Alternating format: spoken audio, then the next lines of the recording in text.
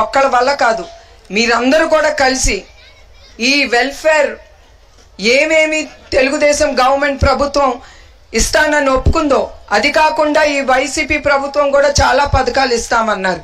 మరి అన్నీ ఏమైంది అని మనందరం నుంచుని నిలదీయాలి ఈ ప్రభుత్వాన్ని. అదే నేను కోరుకుంటున్నాను మీ అందరి దగ్గర నుంచి. అట్లానే మీ అందరికీ తెలుసు చంద్రబాబు నాయుడు గారి నాయకత్వం గురించి. విభజన అయిన తర్వాత మన ఆంధ్రప్రదేశ్కి ఒక రాజధాని కూడా లేకుండా కట్టుబట్టలతో మనని బయటికి పంపించారు. అది కూడా ట్రెజరీలో ఒక్క రూపాయి లేకుండా ఉండింది మన విభజన అయిన తర్వాత మన ఆంధ్రప్రదేశ్.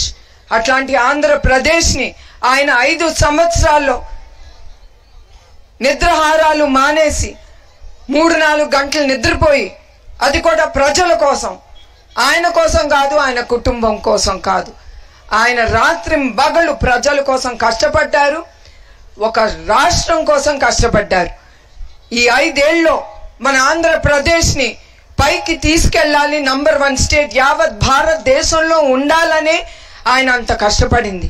ఆయన కుటుంబం కోసం మాత్రం కాదు, డబ్బు కోసం అసలు కాదు. నేను ఇవాళ ఇక్కడ ధైర్యంగా నేను నుంచోగలుగుతున్నానంటే మా కుటుంబం మీద కూడా ఎన్నో ప్రభుత్వాలు మా కుటుంబం మీద కేసులు పెట్టాయి, కానీ ఒక్క కేసు కూడా వాళ్ళు రుజువు చేయలేకపోతున్నారు. అది మా కుటుంబానికి ఉండే ధైర్యం. ఇవాళ నేను ఇక్కడ నుంచుంటున్నానంటే ఆ ధైర్యంతో నేనేమి తప్పు చెయ్యలేదు. మా చంద్రబాబు అన్న కూడా ఏం చేయలేదని మీకు తెలుసు, నాకు అంతకంటే నమ్మకం. అది మీకు తెలియజేయాలనుకుంటున్నాను. ఆయన అభివృద్ధి కోసం చాలా పరిశ్రమల్ని తీసుకొచ్చారు. ఒక్క పరిశ్రమను తీసుకురావటం చాలా కష్టం. అది కూడా ఏమి లేని రాష్ట్రంగా ఉన్నప్పుడు మనం అక్కడ డెవలప్మెంట్ లేదు. మన ఆంధ్రప్రదేశ్కి ఒక్క పరిశ్రమ కూడా లేదు. అట్లాంటి రాష్ట్రంలో అంతమంది ముందుకొచ్చి పెట్టుబడులు పెడతామంటే అది చంద్రబాబు నాయుడు గారి నాయకత్వం. ఆ ఒక్క మనిషిని నమ్మి అంతమంది ముందుకొచ్చారు ఈ రాష్ట్రంలో పెట్టుబడులు పెట్టడానికి. అట్లానే ఆయన మన అన్నదాతలు మనసులో పెట్టుకుని పోలవరం తీసుకొచ్చారు. అది గనక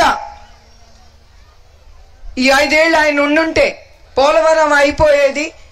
ఈ కరువులు ప్రజలు చూసేవారు కాదు, అన్నదాతలకి భూములకి నీరు అందేది. అదే కాకుండా కియా, అట్లానే ఐటీ రంగంలో ఫాక్స్కాన్ కానీ చాలా కంపెనీలు ముందుకొచ్చాయి. కానీ మీకు ఒకటి గుర్తు చేస్తున్నాను, కంపెనీలు వచ్చాయి, ఇంకా వాళ్ళంతా పెట్టుబడులు పెట్టినప్పుడు వాళ్ళు వెనక్కి వెళ్ళలేరు. కానీ అక్కడే ఈ ఆంధ్రప్రదేశ్లో సాగాల్సిన ఎక్స్పాన్షన్ కానీ ఇంకా వాళ్ళు పెట్టుబడులు పెట్టాలంటే ఇక్కడ పెట్టకుండా వాళ్ళు గుజరాత్, తెలంగాణ, ఇతర రాష్ట్రాలకి వాళ్ళు వెళ్ళిపోతున్నారు. అక్కడ వాళ్ళు పెట్టుబడులు పెడుతున్నారు, అక్కడ మన బిడ్డలకి ఉద్యోగాలు తెప్పిస్తున్నారు. మన బిడ్డలకి ఇక్కడ ఉద్యోగాలు లేకుండా ఇక్కడ ఎక్కడ చూసినా నిరుద్యోగం తప్ప ఇంకేమీ కనపట్లేదు. అంత కష్టపడిన ఆయన అంత తపనతో కష్టపడ్డారు. రాష్ట్రాన్ని ముందుకు తీసుకెళ్లాలని ప్రజల మొహంలో సుఖ సంతోషాలు చూడాలి. మీరు సంతోషంగా ఉంటేనే కదా రాష్ట్రం అభివృద్ధి చెందుతుంది. మీ బిడ్డలకి ఉద్యోగాలు దొరికితే కదా మన స్త్రీలు మనం కూడా సంతోషంగా ఉంటాం. అట్లా ఆయన ఆలోచించి ప్రతి ఒక్క పరిశ్రమ, ప్రతి ఒక్క పని, ఇరిగేషన్ ప్రాజెక్ట్స్ కానీ ప్రతి ఒక్క ప్రాజెక్టు అది ప్రజలు ఎట్లా లబ్ధి పొందుతారు, ఎట్లా మన రాష్ట్రం అభివృద్ధి చెందుతుందనే ఆలోచన తప్ప ఆయన కుటుంబం ఎట్లా లబ్ధి పొందుతుందని ఎప్పుడు ఆలోచించరు కూడా.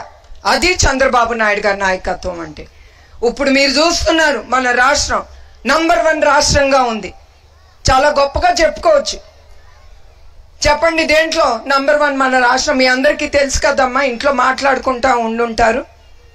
శాండ్ మాఫియా, గంజాయి, భూ కబ్జా, కల్తీ మద్యం, ఎక్కడ లేని చెడంతా మన ఆంధ్ర రాష్ట్రంలోనే వెళ్తాంది. గంజాయి మొన్నే మీరు చూసుంటారు వైజాగ్ లో ఎట్లా గంజాయి దించారు. వైజాగ్ రాజధాని అంటాడు, 3 రాజధాని అన్నారు, 3 పోయి ఇప్పుడు 1 వైజాగ్. ఆ వైజాగ్ ని కూడా గంజాయి రాజధానిగా తీర్చిదిద్దుతాంది ఈ వైసీపీ ప్రభుత్వం.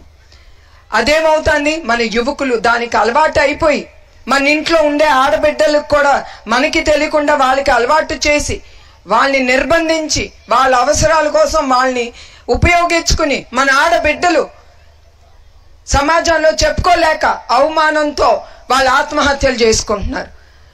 మీరందరూ ఆలోచించాలి, ఇది ఎవరికో జరిగింది, ఎవరో ఆడపిల్ల అనేది మీరు మానేసి అదే రేపు మన ఇంట్లో మన కుటుంబంలో మన ఆడబిడ్డకి జరిగితే ఎట్లా మీరు ఫీల్ అవుతారు, ఎట్లా మీరు అనుకుంటారు, ఎంత సిగ్గుచేటుతో మనందరం తల దించుకోవాల్సి వస్తుంది అనేది మీరందరూ ఆలోచించాలి.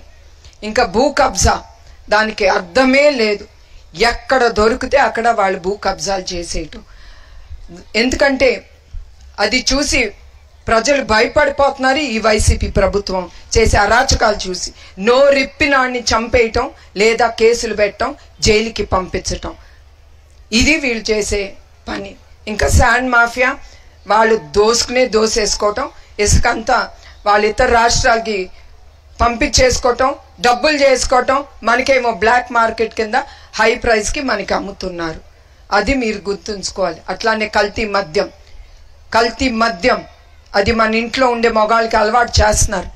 అదేమవుతుంది, మన హస్బెండ్స్ వాళ్ళు అనారోగ్యానికి గురవుతున్నారు. అదే కాకుండా కొంతమంది చనిపోతున్నారు.